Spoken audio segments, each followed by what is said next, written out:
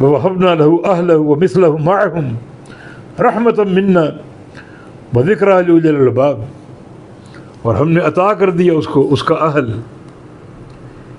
بیوی بھی جو بڑی خدمت گزار تھی، بڑی وفا شعار تھی، اور کسی بات پر ناراض ہو کر اس کو الگ کیا اور کوڑے مارنے کی قسم کھا لی، اللہ نے وہ بیوی ان کو ہبہ کر دی، عطا کر دی، واپس لوٹا دی، بڑی صحت اور سلامتی کے ساتھ، حسن کے ساتھ۔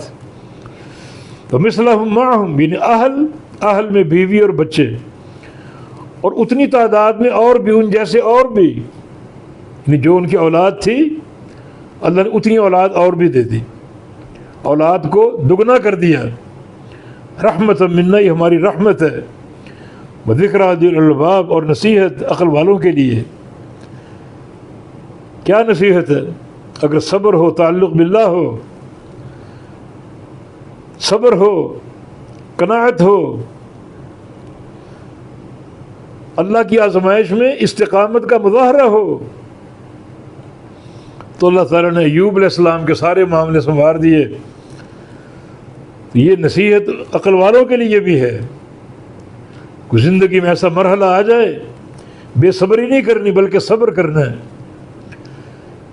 اور صبر کے جو مختلف مقامات ہیں ان میں سے ایک مقام انہوں نے بیان کیا کہ ہر بندے کے سامنے شکوہ نہ کرو، شکوہ اللہ کے سامنے کرو، اپنے ضعف کا، قلت حیلہ کا، اپنی مسکنت کا، اپنی کمزوری کا۔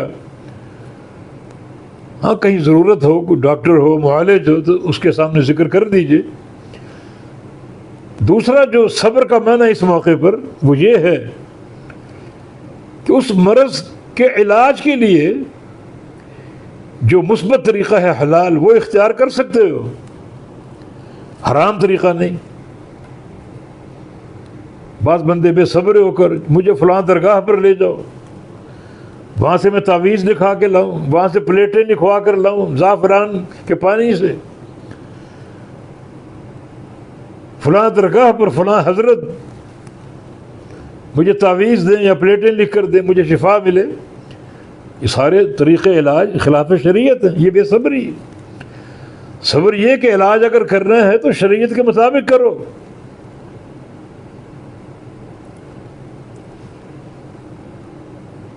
اس لیے نبی علیہ السلام نے ان لوگوں کے لیے جو 70,000 افراد بلا حساب جنت میں جائیں گے، ان کا ایک وصف بیان کہ لا یسترخون، وہ کسی کو دم کرنے کا بھی نہیں کہتے، ایسا ان کا توکل علی اللہ ہے، خود دم کر لیتے ہیں،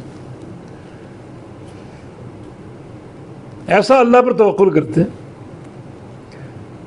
کیونکہ کسی کو دم کرنے کا کہو گے تو اس کا معنی آپ نے اپنی شفا اور صحت کا معاملہ اس کے ساتھ مربوط کر دیا۔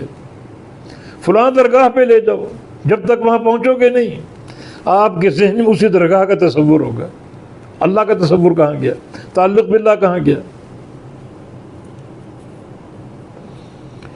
یہ ذکر للالباب، یہ نصیحت عقل والوں کے لیے۔